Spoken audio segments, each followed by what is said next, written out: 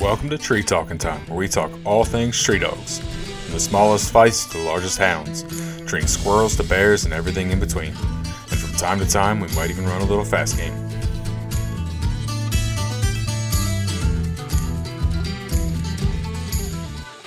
Well, why don't you start off with an introduction? I mean, I don't know the best way to describe you. I'm sure you could do a much better job than I can. Come on, you gonna do me like that, man? Hey, come on. You're a Nashville recording star. That is all I know. Oh man, I ain't no big old recording star. You got a verified account. Well, man, I just know some people. That's all. You got a blue check mark. That's all I know. Oh, I guess that holds a lot of weight nowadays. I don't know. Some people it does. Yeah, I guess. Well, yeah, I don't know. Some people know who I am.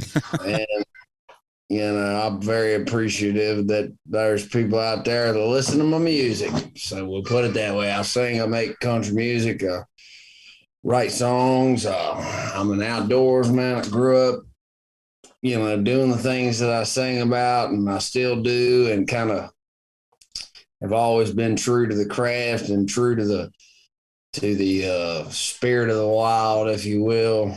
And I'm just I would consider myself a rarity amongst a whole lot of the same. I don't say that from an area of arrogance. I say with humble confidence that I've been around the block, and just there ain't a whole lot of folks that are cut from the same cloth, man. They just don't make them like us no more. I would say you're probably not wrong, but we still didn't say who you are. So today I have JJ Lawhorn with me. So I appreciate you taking the time to sit down and talk to me. Oh man, appreciate you inviting me to come on your show here. The thing that stuck out to me, like you said, you're a little different than most country music stars. You're over here on TikTok posting videos of you coon hunting and climbing trees and knocking coons out and bow fishing and just living the life that all these country stars sing about. Oh man, it done froze up on me. Yeah, for a second now. Yeah, I am. I'm out here living like a grown up Boy Scout, man. I mean, these guys don't realize how. I mean, just there ain't hardly any folks left that are living, the way that I'm living, man. I don't know how else to say it other than that. It sounds really conceited. I hate that a lot of people confuse, confidence and humility with arrogance. Sometimes, they look at a guy like me and they're like, this guy must be a punk. But when I say that, it's just getting more and more cookie cutter down here around the music city nowadays. Yeah. And in a world of the same, man, I've always preached it. You just strive to be a little bit different. Just be yourself and do your thing. And it doesn't really matter what field you're in, whether it's you're in the outdoor industry, the music industry, some sort of technology field. It doesn't really matter what it is. If you do your best and you be you, you'll go far. Do what you're passionate about. Do what you love. And I've always loved the outdoors. I love, I love country music. Of course, I love my family. I love Jesus. But, I love country music and I love hunting. And people just don't, a lot of folks don't really understand how much I love the outdoors. Mm-hmm. And I guess that's kind of how you've heard about me, some maybe some music stuff or maybe some of the outdoor stuff. But I've kind of merged a lot of that over the years, because I've always heard, if you do what you love, you do what you're most passionate about, you'll make the best things, you'll do the best work that you can do. Mm-hmm. And I believe that, man. So combining my favorite things. How could I not have heard your music? You have a song literally called The Houndsman. Right. Well, I mean, that ain't been so long ago. I mean, I think I put that out there right there about the end of 2018, 2019 or something like that. So that ain't been but a couple of years, but yeah, man. But yeah, that old Houndsman song come about because I grew up in Virginia and I grew up hunting deer with dogs and doing a lot of different hunting activities with dogs. And it's always been something I'm passionate about. You know, ever since I tried it when I was a little whippersnapper. Now, when you got started running deer dogs, what kind of deer dogs were you running?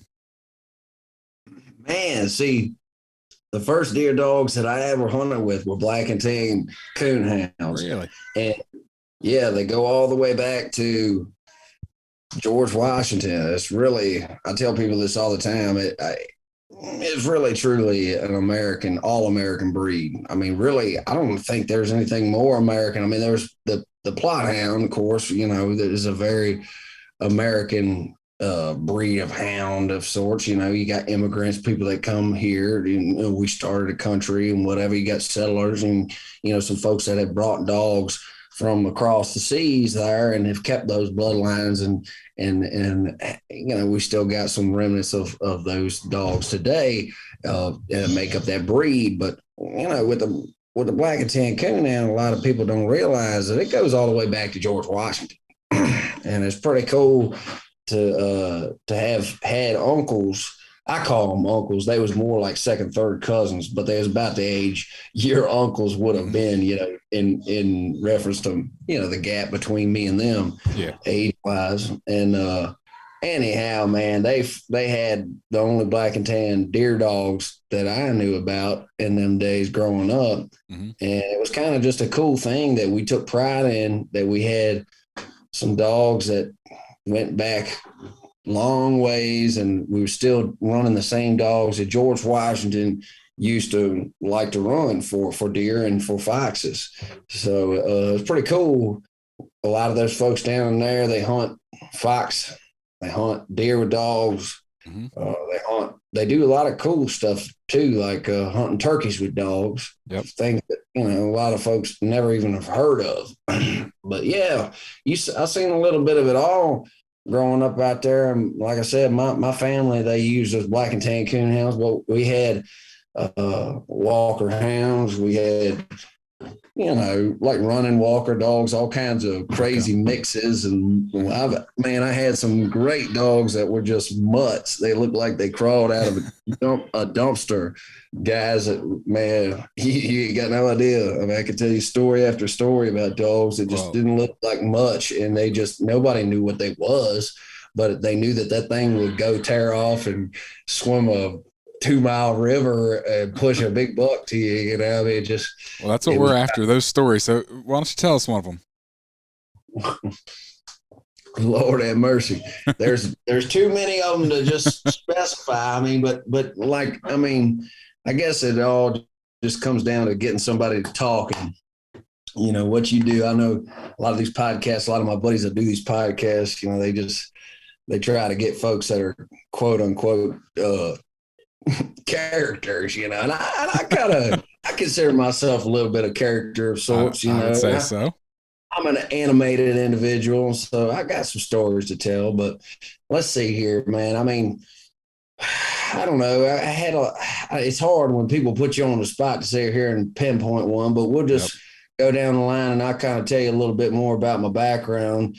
I started out deer hunting with dogs, and like I said before, I've hunted all manner of things, you know, everything from bears to squirrels and rabbits and stuff like that. I've got a buddy of mine is a president of this Virginia Rabbit Beagle Association, and so I've done some rabbit hunting with this old boy, and a lot of guys back home are big into that and fox hunting.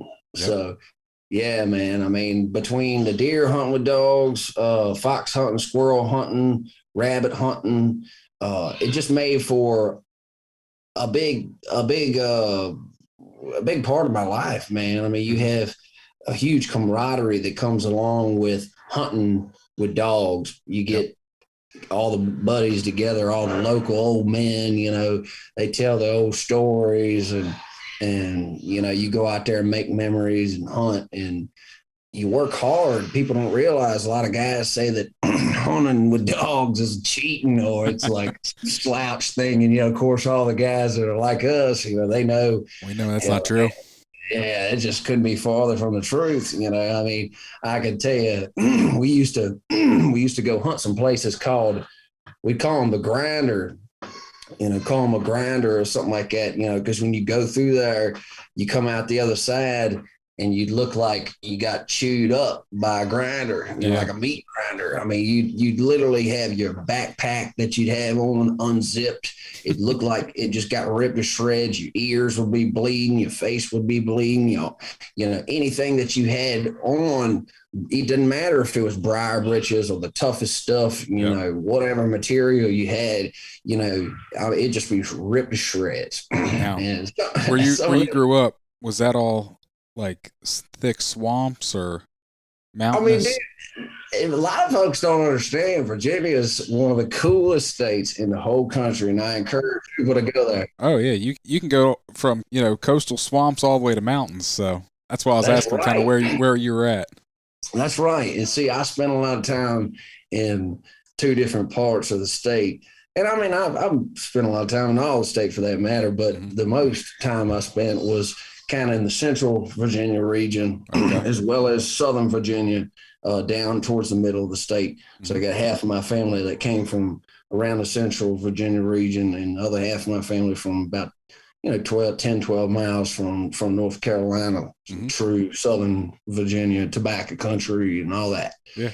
So yeah, man, like I said, like we was talking about, you got mountains, and you can be anywhere in the state of Virginia in 4 or 5 hours to be at the beach. So you got the beach, you got the swamp. I mean, people don't realize too that short of the Everglades and maybe like one other swamp system, I'm pretty sure the Great Dismal Swamp is like the second, third. Don't quote me on this, but it's one of the biggest swamps in the United States. Yeah, the Great Dismal Swamp. I've never hunted the Great Dismal Swamp, but I've hunted north of it and south of it, so I'm familiar. Right. Yeah, and I tell you a cool story is my grandfather. He was a constable. My great, I should say, grandfather. He was a constable, and he was out there in moonshine country out there in the Dismal Swamp. And he was a good man, even though he's a lawman. He was a good man. He wasn't trying to ruin people's livelihoods.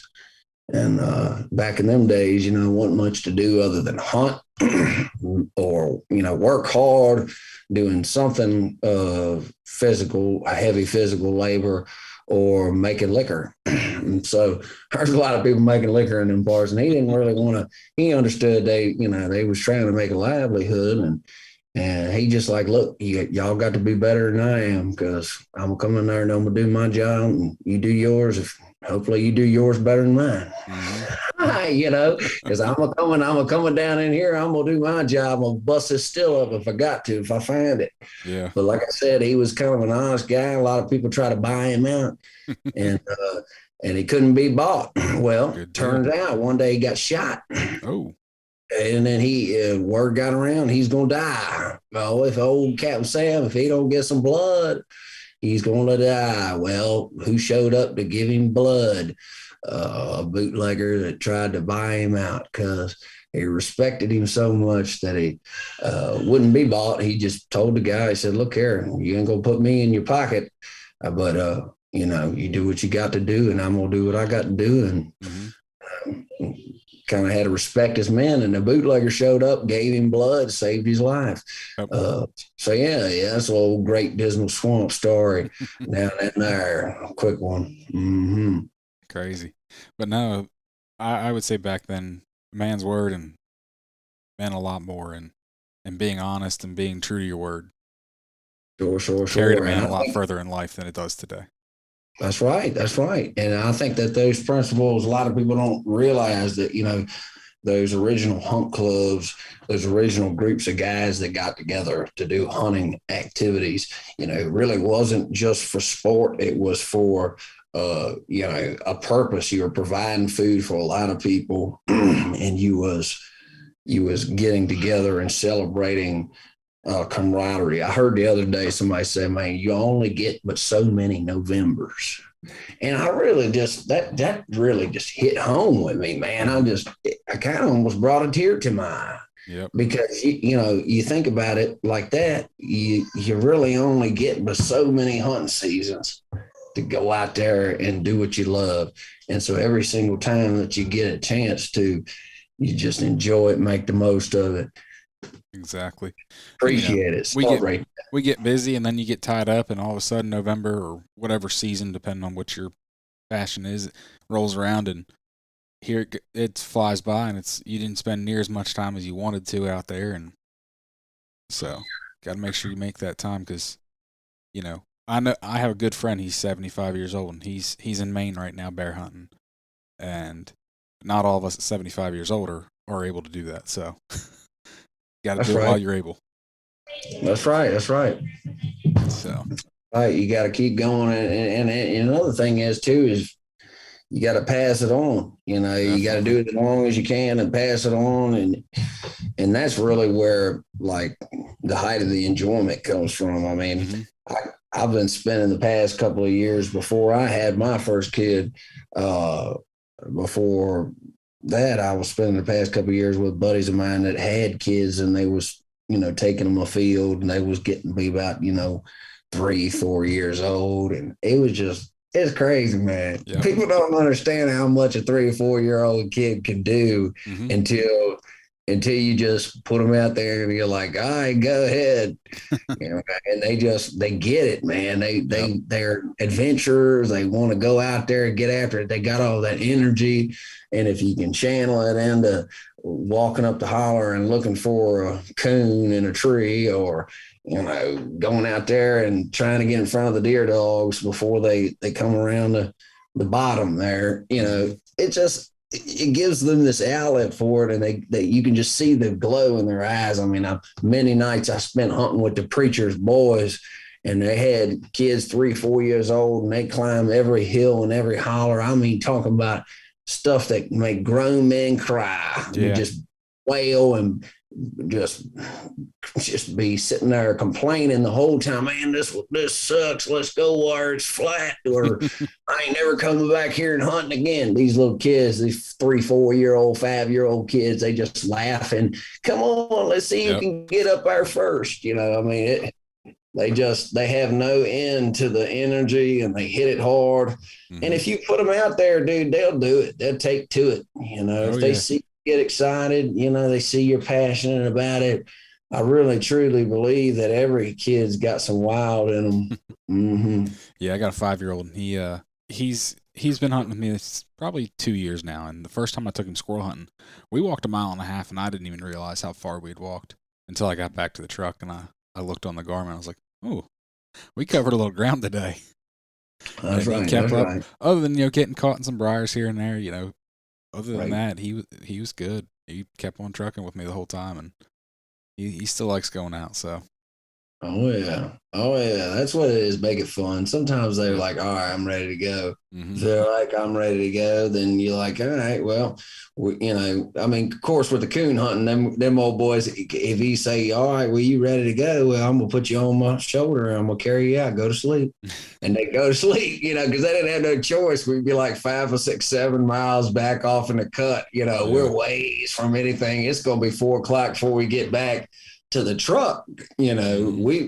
I've had a lot of nights, man, looking for dogs that made it just unbelievable distances. And I mean, coon hounds, of course, these guys, they think it's far if the coon hound goes 1 mile or 2 miles or something like that. But, deer hounds, man, they go a long ways. I mean, they really move. And some of them guys that hunt mountain lions and stuff, they know what I'm talking about. I mean, you get these chases where, I mean, I picked up dogs 12, 15 miles away, in an hour or two. Like, I mean, just insane. I mean, crazy the way that they move across this terrain it's insane. And these dogs are just built for speed. A lot of people see these dogs and they think they're starved to death, but they're just in prime physical condition. And some of these dogs have been bred down to where they're so streamlined. I mean, they're so fast. Yep. Their average running speed would just blow your mind, and they condition the crap out of them because they're always running them in these pens, 200-300 acre fox pens and running trials, and good houndsmen are always exercising their dogs. Yep. And so by the time they put the dogs on some deer, man, they burn it up and they go a long ways for sure. Definitely. Mm-hmm. But yeah, fortunately, since I've been in Tennessee, I haven't had to have no 12-mile chases on coon hounds because they don't let you deer hunt with dogs out here where I'm at, which I think is, a crock of it. I understand why, because a lot of this place around where I live is all getting developed up and stuff like that, and kind of, Now, is that what made you kind of transition into the coon hounds then? Well, I always liked coon hunting, and I went coon hunting, when I was younger, and really enjoyed it. Of course, I always, like every other little country kid, loved to where the red fern grows, and vowed to have me a pack of coon hounds and whatnot one day. But anyhow, yeah, I think that I got more into the coon hunting as a result of the fact that you couldn't deer hunt with dogs, and I needed that. I couldn't let go of hunting with dogs completely. Yeah. Didn't matter that I was a country music singer and I'm living in Music City. And people, it's hilarious. People all the time try to tell me that where I live isn't Nashville. They're like, there's nowhere in Nashville that looks like where you live. And I'm like, well, you're just not looking in the right place. I've done found a little corner over here. I'm off here hiding over here in the corner. So there is some places left that aren't developed yet, man. And I'm kind of, I am the last coon hunter in my area. And like I said, it's something that I've done with buddies of mine since I was a kid, but it became more of a passion of mine when I couldn't do deer hunting with dogs. Had to have some sort of houndsman activity going on there.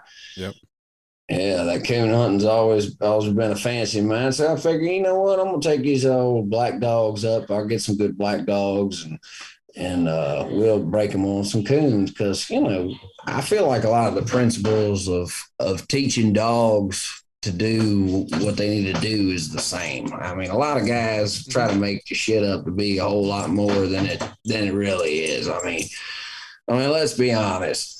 It really boils down to consistency. Boils down to whether or not the dog's got the mental capacity and the physical ability, and also just how good is the guy in getting all this stuff interpreted to the dog. If you break it down for the dog in little steps, like, it don't have to be anything super impressive, but if you can get the dog to understand, man, you can, if the dog has the capacity and the physical capability, man, it'll go out there and perform. If it loves you, you take care of it. So if you break it down for them, man, you do some rudimentary steps, some basic stuff, man, you got a decent dog. Heck, even a lot of people think you have to have some bred to the gills thing. And I said this earlier in the thing. We had dogs that looked like they crawled out of the dumpster. You couldn't tell what they was, but they had prey drive. They had the will to hunt. And it just didn't matter. Some of the best dogs I ever seen, one in particular was a dog they call Rex. And a friend of mine, I got this bird dog that I have out here in the kennel now. He's a crackerjack bird dog. I've had guys offer me blank checks and offer me as much money as I wanted for the dog, and I laughed. No, I had a guy offer me like $50,000 for the dog one time because he seen the dog jump like 12 deer, and all he did was jump one, run it, and somebody'd shoot it, turn around, come back, jump another one, turn around, come back, jump another one. And we literally slaughtered these deer that were in this spot, and they were way overpopulated. We only hunt the place once a year, and it's really remote. A lot of folks don't understand why we're out here killing so many deer, why we need to use dogs to hunt these deer is because, people still have large tracts of land that are unbroken in Virginia. I was talking to a buddy of mine the other day, in Tennessee over here in Middle Tennessee, a lot of stuff's broken down. You don't really have a ton of people that have over 150 acres in one tract of land. It's vastly developed. You got, just where I'm at in my zip code, there's probably only, 24 guys that got 200 or more acres. Gotcha. So, and towards the city, I'm right there on the edge of the city. But anyways, man, you wind up with these places out there in Virginia that have historic significance and have been passed down for a long time. And one of these clubs we hunt has got like 27,000 acres. And if you think about that, and you think about how thick some of these properties are, with all the deer that are in there, you'd never be able to get these deer out of there if you didn't have dogs. I don't care how much still hunting you did. I don't care if you went out there and tried to kill every single one of them with night vision at night. You couldn't kill them all. You just could not kill anywhere close to them all. So the management, so that they can have a healthy population in there and not really mess each other up. CWD, a lot of disease. Stuff come from overpopulation, come from too many deer in one place. It's the same. I don't care what people argue over. It comes down to sanitary things. I feel like when there's too many animals on a piece of farm, it's too small, you're going to have sanitary issues. It's the same common sense with critters in one place. And so it's always historically been efficient to use dogs in these places where there's rough terrain, there's thicket. I can tell you many stories of me spending, hours walking just where old boy told me, just walk towards the sun. I ain't never been on this piece of property my whole entire life. And I'm walking through 200, 300, 400 acres of clear cut that's 10, 15 years old that you cannot see through. I'm talking about tunnels, and you're in this tunnel system like a little briar rabbit.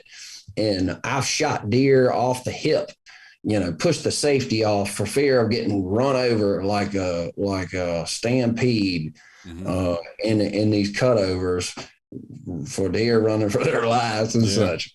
And people will say what they want, man, but it's wild. It is awesome. It is an awesome activity to partake in. Definitely. We kill a lot of deer that a ways. We do a lot of good management that a ways. We save a whole lot of people money on their car insurance that way. And we donate a lot of food to homeless organizations, man. So we feeding people. It ain't like, it ain't like it's just, hey, let's kill all the deer and be greedy. No, man, we've got a purpose. We've got a vision. We do good with what we do.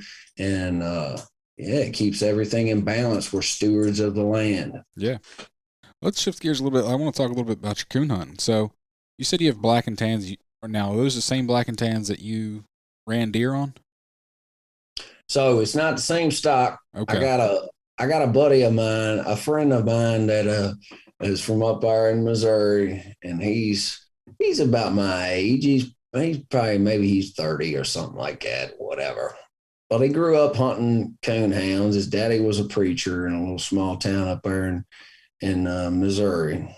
And old boy has some of the best black and tan tree dogs that I'd ever seen. And when I got to meeting this guy and had him come down there and start hunting over there at my farm, and just developed a relationship with this guy and became buddies with him, I was like, man, if this guy breeds this dog up, I'm gonna get some of this stock here. So eventually, before the dog kicked the bucket, he was able to breed it 2 or 3 times. He should have bred it a whole lot more, man, because that dog of his was named Abner.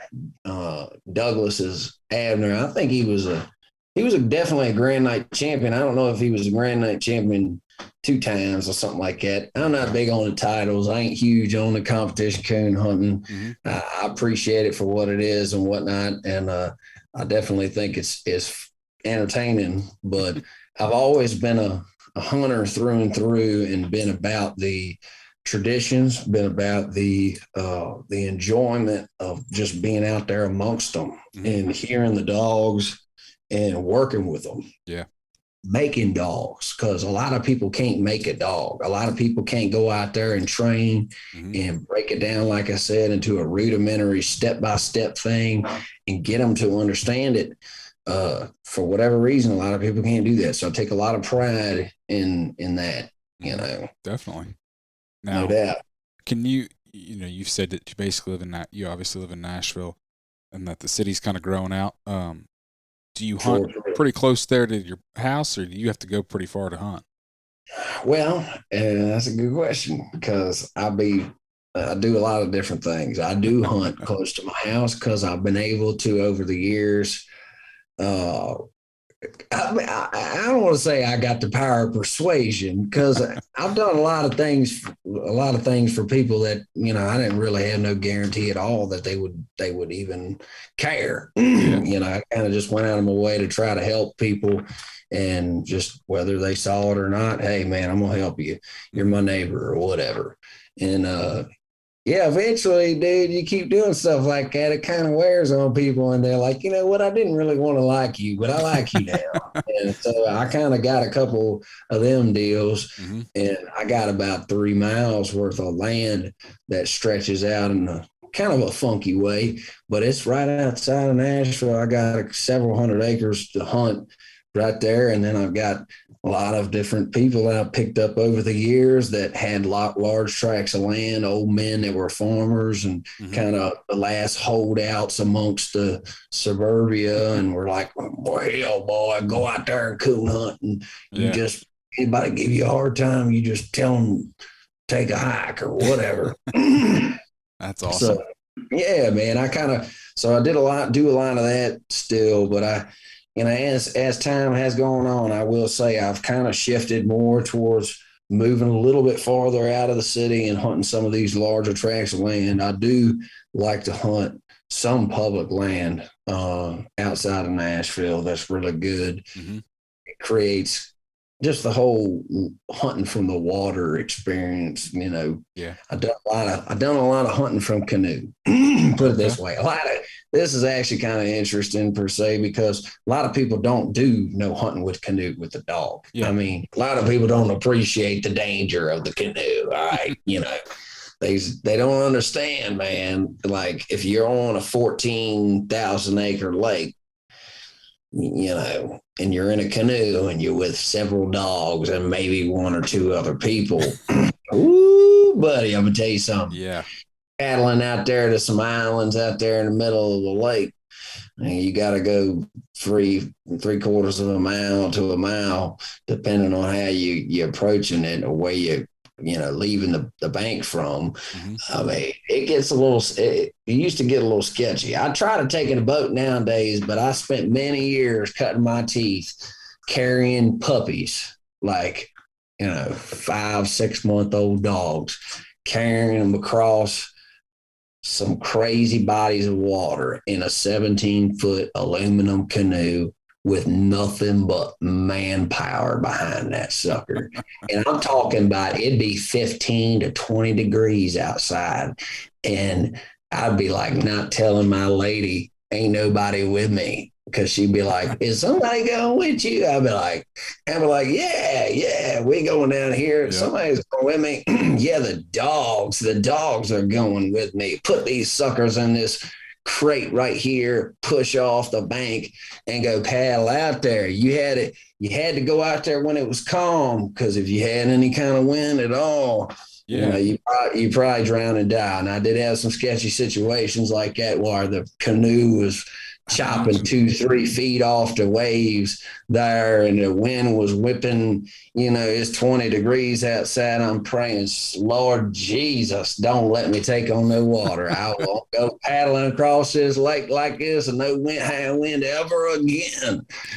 But I spent many nights out there hunting these dogs by myself. Every once in a while, I convince a buddy who was crazy enough to come out there and do some Davy Crockett and go out there and do this stuff. Because really, I had this innate sense of adventure inside of me. A lot of people lack this, or they have it and it's just been lost somewhere inside of them. But with me, man, I've always embraced it, and I've always been like, dude, I need this. I need to go out and do these kinds of things, put myself out there and kind of pit myself up against the folks of old. Back in the day, these old boys, they didn't have no John boat. They didn't have no mud motor on the back of their thing. They weren't jumping over beaver dams and stuff like that. No, man.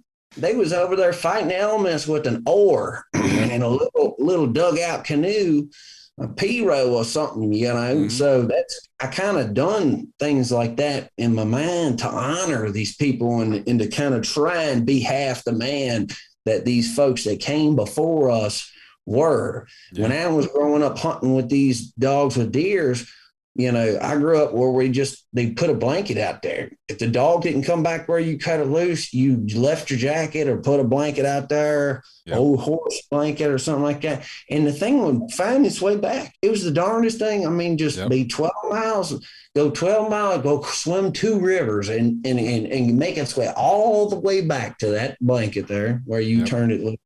Now, I've talked to some old timers and they've said, the dogs now, they don't have the same homing instinct that they used to. No, they don't. And I talked to somebody the other day and he was like, oh yeah, I got out of coon hunting. A friend of mine, he's like, I got out of coon hunting because all these dogs, all they do is go, go, go, go. He's like, used to just have dogs that laid around all day long on the porch. And then when you wanted to go hunting, you're like, all right, come on, old boy. And he loaded up there, jumped in the truck, and you went out and he hit it hard as all night long and hunted. He was charged, but nowadays it seems like a lot of dogs, if you got one that's got high prey drive in it don't know how to flip the switch. It just is always wired, and a lot of those competition dogs have been bred up to that way. Yep.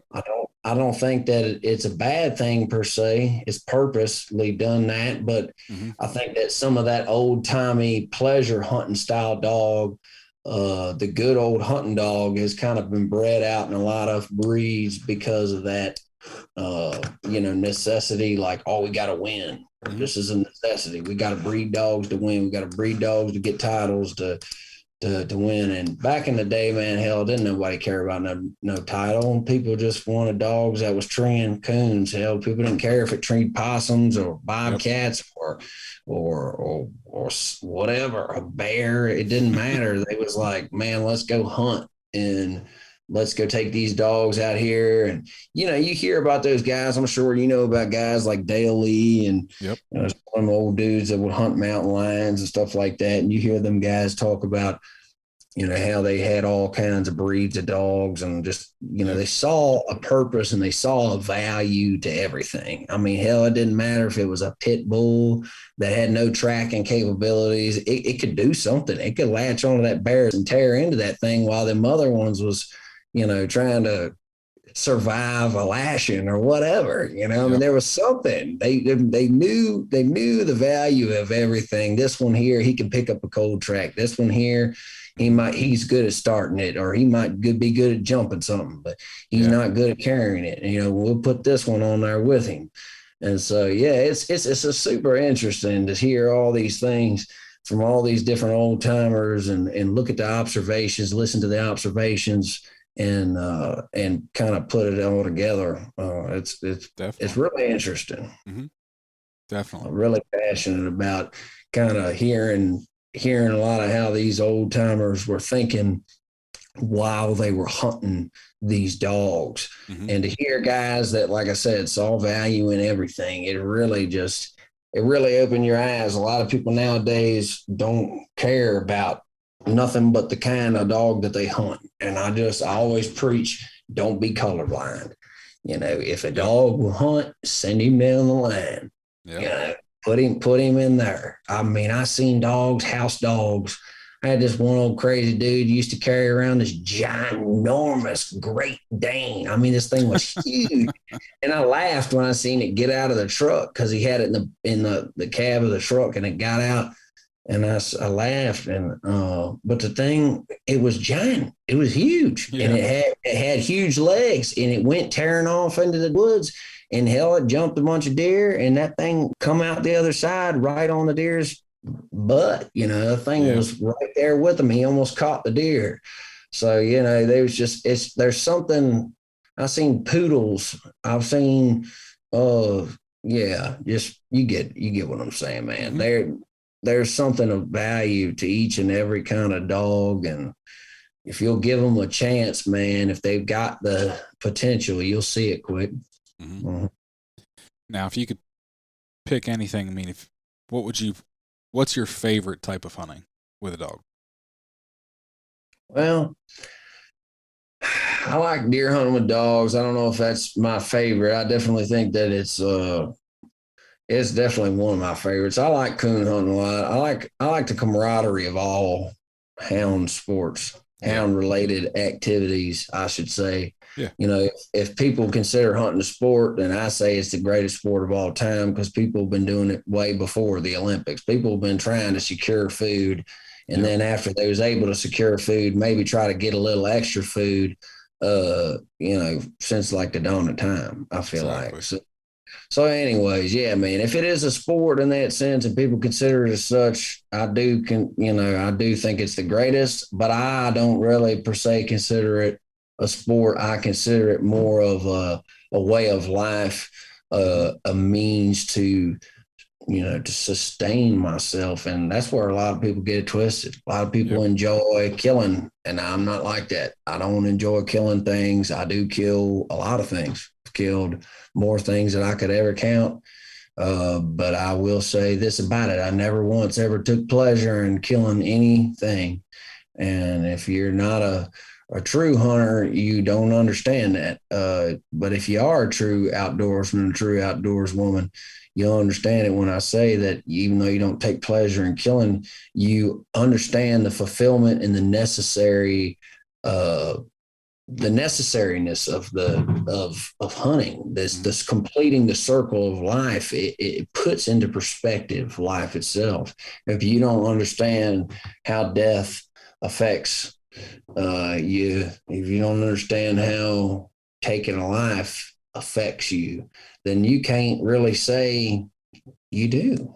I mean, that's just what it boils down to. If you go to a grocery store and you depend on somebody to put a steak in a package, if that ever falters, you're in bad trouble. Yep. You know, but for us, I don't depend on the magic packaged steak. You know, I just don't. I never have. I wasn't raised that way, and you know, we just go out there and get whatever we need and thank the Lord for it. And we do it in a moral, ethical way, and really try to show folks that, hey, you can be per se a cool cat, and you can be a guy that's cool with all the guys and whatever. You don't have to be the poacher. You don't have to be the guy that's always going out there on somebody else's land intentionally. A lot of, you know, I don't want to say a lot of guys because it's not a lot, but there's some outlaw hound guys out there. There's a few of them bad apples. And I will say, I know some of them, and some of them necessarily aren't bad people, but they've got the wrong idea of what's cool, man. Because what's not cool is getting all of us hemmed up because you're an idiot. And I want to teach my kids and pass all this stuff down to their kids, you know, and have them pass that down to all kinds of, you know, folks. And I mean, a lot of folks don't realize some people don't have parents that'll take them hunting. And my daddy, wasn't a hunter. He got shot at when he was a kid, and he shot some couple of deers and whatever. And he's like, you know, that's cool. I get it. but it ain't for me. Mm-hmm. But when I wanted to start hunting, he'd just take me and drop me off and just say, call me when you get one, or if you get one, I'll fall a tree or whatever. Or if he's going dog hunting, do what the old men say, whatever. Mm-hmm. And yeah, man, it's just we're living in different times nowadays. Oh yeah. You got people that are out to get us. You got people that are out to try and end traditions. Yep. You got George Washington said, "Hey, man, my favorite thing to do when I'm not trying to secure our freedom from Britain or try to build the infrastructure, write the framework for the country, or when I'm not doing serious stuff, man, for all of y'all, my favorite thing to do is take these hounds and run them for deer and for foxes." Yep. And I actually bought this thing. Maybe I could send you a picture. I bought this book the other day, and in the book it has a memoir of George Washington. He wrote down all the stuff that he did over the course of a month. Mm-hmm. And it was so cool, man, to look at this thing and read it, how he read it. I mean, how he wrote it or whatever. And, we went hunting with old boy down here in the gully. And we caught 3 foxes, or we went down there, went hunting with so-and-so today at the old mill farm, and we didn't catch any fox, but that's cool. We'll be back at it tomorrow, whatever, and for it to go that far back, and for us to have been passing on all the way up to now, and to have beat all the people that have tried to keep it from being legal, to make it illegal. We beat back all these people up until now, but it's more at risk now than it ever has been. Yes, and if we don't band together and stop being idiots and start saying, "Hey, man, let's try to be as ethical as we can. Let's try to be legal beagle. Let's try to do this the right way. Let's try to keep this being legal so that we can continue to pass it down to our family members, to our youngins, to the people that are in the next generation and the generation after them." If we don't continue to have 60 to 70,000 dudes in blaze orange ball caps who are willing to go drive up to the lawn in DC and sit out there in suits and blaze orange ball caps and say, "No, you're not going to take away our right to run dogs." If you don't have that, then all of a sudden it disappears. And it's happened every single other place. And a lot of folks that, you got tree talking, that's your deal, is a lot of guys as coon hunters need to understand. It's not just coon hunters. They out west, it's bear hunters and cat hunters and stuff like that. Washington and all these other places, they're all trying to just completely get rid of it. A lot of places have succeeded, and in the South, even, I mean, you look at where you can deer hunt with dogs. There's like a handful of states, and a lot of places, almost every state, it's only certain regions within the state that you can actually do it and it'd be legal. Mm-hmm.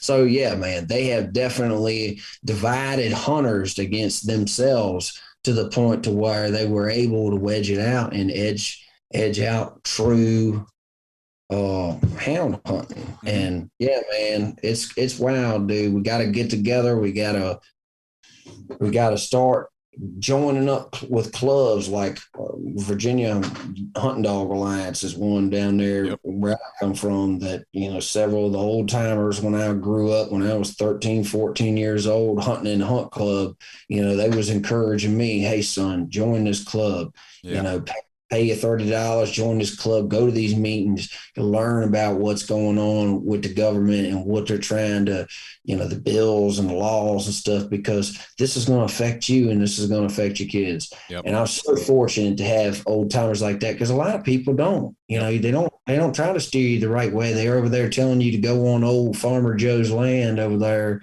and just do your thing. It don't matter. And that ain't it, man. Nope, you're exactly right. And we definitely need to band together and make sure we fight to protect it. That's for sure. That's right, man. So now, one other part of that is kind of when we portray our life in running hounds online, making sure we portray it in a good light. And I see you posting, like I said, on TikTok and stuff. I'm just curious as to like what kind of reaction you get. You have a very large following that's obviously not predominantly houndsmen. I post something. Most people that follow me run dogs of some Sure. Right. It's not the same for you. So what's the reaction? What's that you get when you post stuff? Well, I mean, be honest with you, it's like this. I am fortunate enough to have I've always made music about the things that I do. And I feel like country folks, whether or not they hunt or not, they understand the association between country lifestyle and hunting. Mm-hmm. I got people that are as far from being alike to me as possible, that are per se maybe even like liberals, or they have different views and opinions and stuff that would most people say, oh man, this guy is completely different from you. They would agree with me. Hey man, well, you know what? One thing we did have in common is we grew up out in the country, and I don't hunt. I never hunted, but I understand it. And I appreciate people that do it the right way and understand its purpose. Mm-hmm. So you got a lot of people, regardless of what they enjoy doing or whether or not they live a country lifestyle, if they grew up like that or they can appreciate the country lifestyle, they don't per se bash the hunting. Yeah. So I got a large group of fans that are like that. Okay. Some of them don't per se hunt. The ones that don't just like the country music, they don't really hate on it because they understand it. But then you've got some other people that are, of course, new people that have never heard of what I'm doing, or they don't know the music. They don't know the background. They just see, hell, there's this guy and he's knocking raccoons out of a tree and they're bouncing like bouncy balls off the ground, and he's letting them damn hounds tear into them. And some people might say, well, JJ, that's painting what we do in a negative light. I'll just tell you this, man. We're living in a world now. I used to care a little bit more about trying to be more sensitive, and I don't post bloody things and, where his tongue's hanging out and it looks awful. And I don't believe in that. But I do believe in showing what really happens. If you're going to videotape something, just show it how it happened. You know what I mean? Like that's just the truth. If it's a picture and you're going to, we're going to take a picture.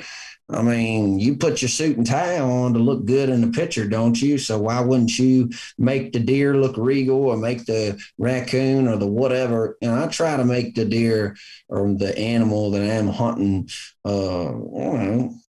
I try to show it respect, and even in the picture. However, like I said, in the video of when we're hunting this thing, you got to see the primalness of it. If you don't understand the primalness of hunting, you don't understand what it is at all. Mm-hmm. And if you're not going to go do it and you just want to watch it and you want to see how it is, unfortunately, there is no way for me to be honest with you about how the process is if I delete half of it. If I edit out the stuff that's less than kosher to you, then guess what? I've just done something to pacify you, and I've removed some of the authenticity from it. And so really the only guy that I know of that's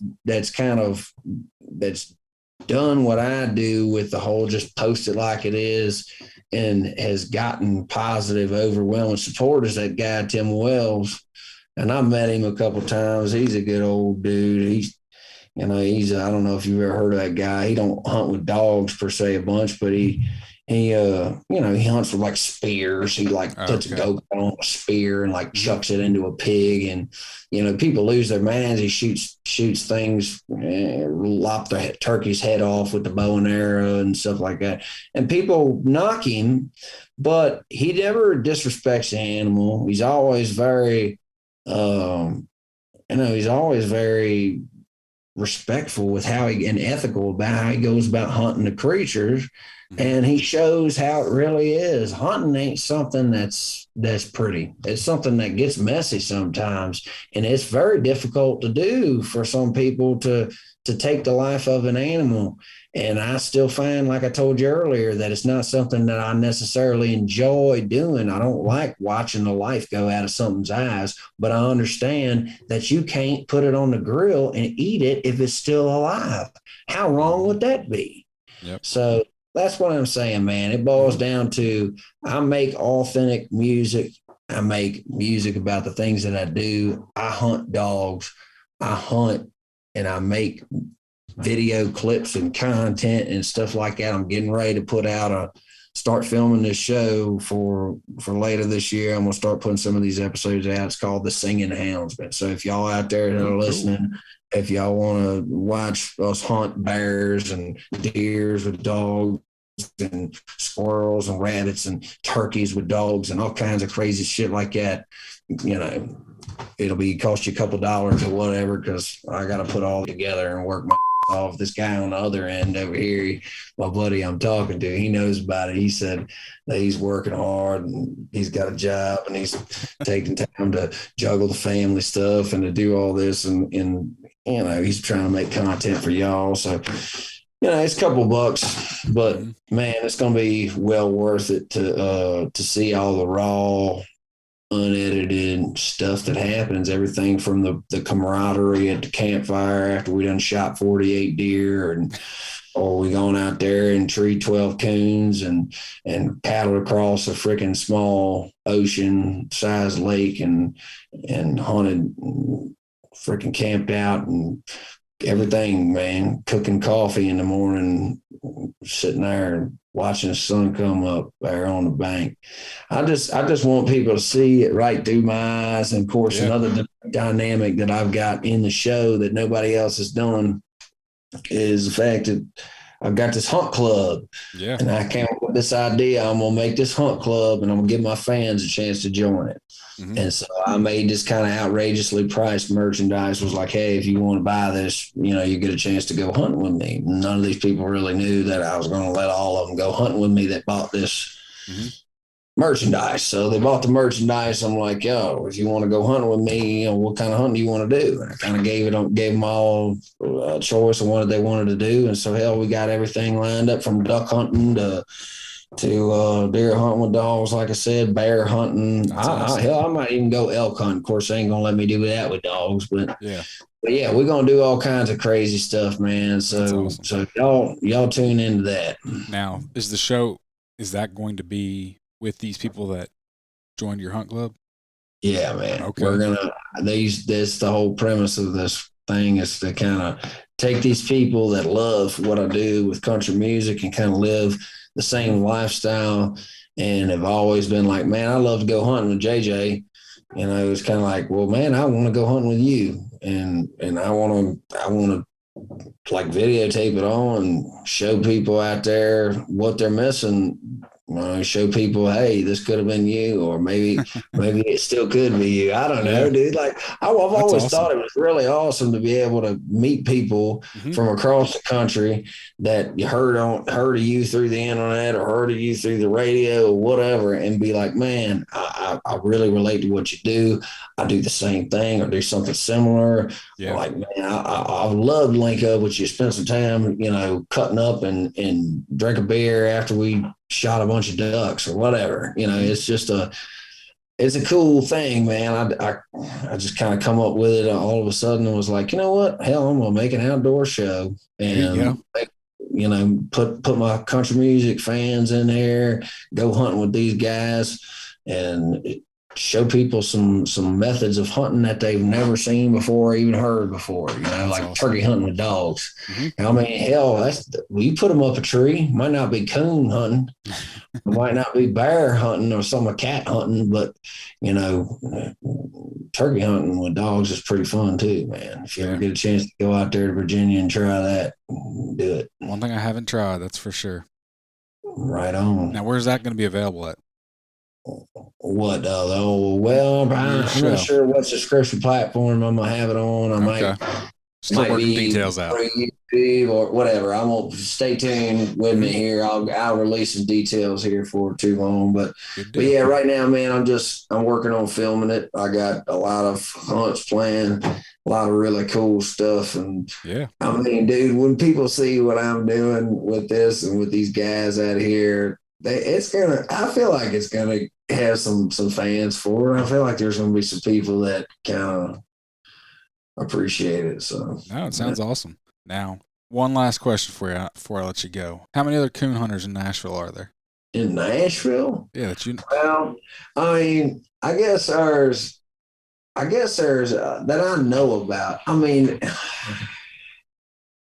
I don't know, man. There might be one. I don't know. If you want to say Nashville, it's kind of hard because there's some outer lying areas that there are some people that coon hunt on some sides of the city. But I mean, the side of the city I live on, when man. when I say Nashville, I mean like singer songwriters, people in the music business. Anybody? Oh man, hell, there ain't nobody that goes coon hunting in the music industry. I mean, I took a couple of them out there. I took this one old boy out. Did some hunting. Oh, shoot, what the heck's his name? Old Travis Denning. Okay. There's some guys that are willing to do it, man. That that per se didn't grow up doing it, but they got the right spirit about it and they want to learn. And I'm willing to show anybody that's like that. I'm not too good to show somebody because I didn't have somebody showing me per se a lot of this stuff growing up when I was a little kid, but I wanted to do it. Mm-hmm. So I just figured it out and took advice from old timers and just went out there and did it myself and learned. Yep. But yeah, man, I mean, there's just really not that many people out there that are dog men. I know there's a guy outside of North Carolina. Well, he's probably down there in South Carolina. Old David Cooler. He used to make a lot of hunting songs and stuff like that. You probably heard that old song, Dog Hunting Man and whatnot. Now he's a good old boy, and I used to always jam that song, running around hunting dogs. But like I said, man, it's just kind of a few guys that really do it. I'm sure that I know who was it that I talked to? Old John Michael Montgomery. I think he does some rabbit hunting with dogs and such like that. I mean, there's just some guys here and there that enjoy doing it, but there ain't them hardcore houndsmen. I mean, old Hank 3, man, me and him are buddies and kind of got to be knowing him here as the past couple of years. And he's had all kinds of dogs too, and he likes to dog hunt, but he don't got a kennel with him, a pile of hounds out back and such. So I like his. I consider myself the last houndsman, in music business. Gotcha. Well, I just like to know and support other houndsmen. And yeah, you have great music, but just want to make sure we support those other houndsmen in their endeavors. So, well, I appreciate you giving folks a platform to talk about what they love, man. I appreciate you taking the time to let me blab for a little while. I definitely have always liked hunting with dogs, and I've always sat there around with the old timers and jawed and told stories and lies and laughed and took a bite out of the old bag of chocolate peanuts. And I mean, it's funny, it's like I grew up really smacking knees, laughing, drinking a glass Coke out of a freaking bottle there at the old country store. I mean, it's crazy, dude, that nowadays all that's done gone. I can't pass that down to my kids. I mean, it's just all the places are closed up, the old men have died, and if we don't pass this stuff on, y'all, if we don't make it cool to go out there for our youngins to hunt and to carry on the traditions, if we don't say, hey, we've got to preserve this now, it will disappear. And I mean, as much as I want to fight that wants to take it away, they'll do it if we don't band together, because I can't stop it. You can't stop it. Nope. But we can together. So, yeah, man, that's my message for the night. I appreciate you taking the time to, like I said, to give me a platform to talk about hunting, and hope folks listening enjoy something crazy that I said. And yeah, man, we'll do it again sometime when we get a chance. Sounds good. Thank you. You can find me on Facebook and Instagram at Tree Talking Media. And until next time, keep them talking in the timber.